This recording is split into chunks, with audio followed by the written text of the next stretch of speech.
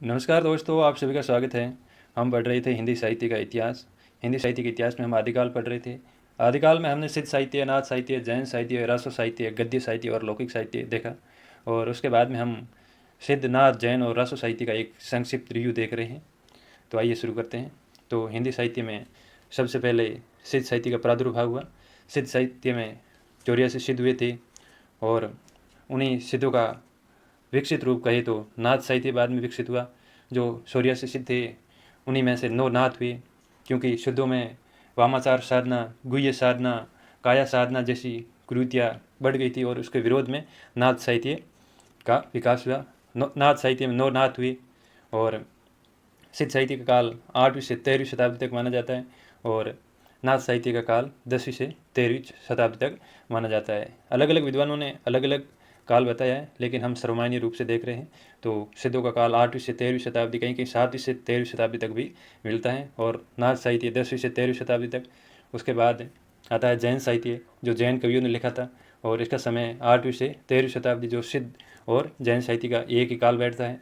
और उसके बाद जो रासो साहित्य हैं, जो भाट या चारण कवियों द्वारा लिखा था, जो वीर रसात्मक ग्रंथ लिखे थे, उनका कालक्रम 10वीं से 14वीं शताब्दी तक माना जाता है।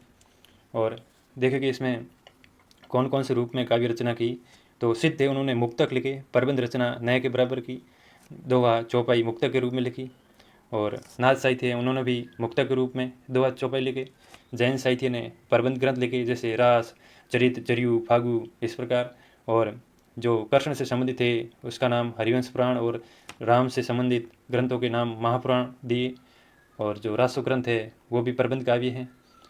उसके बाद देखें कि पहले सिद्ध कौन से थे। तो पहले सिद्ध सरपा माने जाते हैं और सिद्धों में सबसे ऊपर स्थान लुइपा का माना जाता है, लेकिन पहले सिद्ध सरपा माने जाते हैं। राहुल सांकृत्यायी ने इसका काल 769 ईस्वी के लगभग बताया। गोरखनाथ जो नाथ साहित्य के प्रवर्तक हैं और पहले नाथ माने जाते हैं, हालांकि इस पर भी डिबेट का विषय है। जो आचार्य रामचंद्र शुक्ल हैं वो बताते हैं कि मत्स्येंद्र नाथ के गुरु जालंधर नाथ थे, वो पहले नाथ थे। इस प्रकार अलग अलग मत हैं, लेकिन सर्वमान्य रूप से नाथ साहित्य के प्रवर्तक गोरखनाथ हैं। और गोरखनाथ का समय भी मतभेद का विषय है, लेकिन सामान्य तौर पर सर्वमान्य मत देखें तो 11वीं शताब्दी के आसपास हुए थे। और जो जैन साहित्य हैं, तो पहले जैन कवि थे स्वयंभू, इसको रामकुमार वर्मा ने हिंदी का पहला कवि भी कहा है। और रासो साहित्य में देखें तो रासो साहित्य में पहला कवि आचार्य रामचंद्र शुक्ल बताते हैं कि खुमान रासो जो 9वीं सदी की रचना है, उसकी रचिता जो जगनिक है वो पहले रासो कवि हैं। और उसके बाद देखते हैं सिद्ध साहित्य की भाषा कौन सी है। तो सिद्ध साहित्य की भाषा है देश भाषा मिश्रित अपभ्रंश। ये वो दौर था जब अपभ्रंश अपने रूप से हटकर हिंदी की तरफ बढ़ रही थी। तो ये उसमें देश भाषा का मिश्रण हो रहा था अपभ्रंश भाषाओं में और हिंदी का रूप ले रही थी। और अपभ्रंश, देश भाषा मिश्रित अपभ्रंश में सिद्धों के 2 ही मिलते हैं और संध्या भाषा में इसके चर्यापद मिलते हैं। और सिद्धों की भाषा कुछ विद्वान अर्धमागधी अपभ्रंश से निकली हुई बताते हैं, जो प्राचीन मगही के निकट की भाषा है।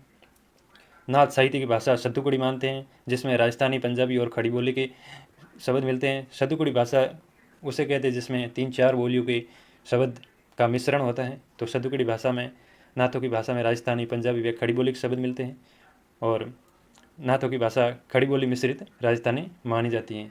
जो जैन साहित्य है उसकी भाषा अपभ्रंश भाषा है और जो राष्ट्र साहित्य है उसकी भाषा है डिंगल व पिंगल।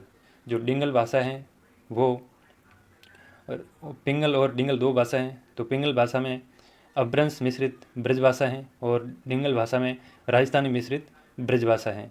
राजस्थानी मिश्रित अपभ्रंश है डिंगल और पिंगल है जो अपभ्रंश मिश्रित ब्रज भाषा है। यह है डिंगल है जो अपभ्रंश मिश्रित राजस्थानी है। डिंगल भाषा है वो वीर रस के अनुकूल है और पिंगल भाषा है वो श्रृंगार रस के अनुकूल है। जो पृथ्वीराज रासो महाकाव्य है उसमें पिंगल शैली मानी गई है। ये 2 रासो काव्य की शैलियाँ हैं। तो ये हमने आदिकालीन साहित्य का शॉर्ट में रिव्यू देखा। धन्यवाद।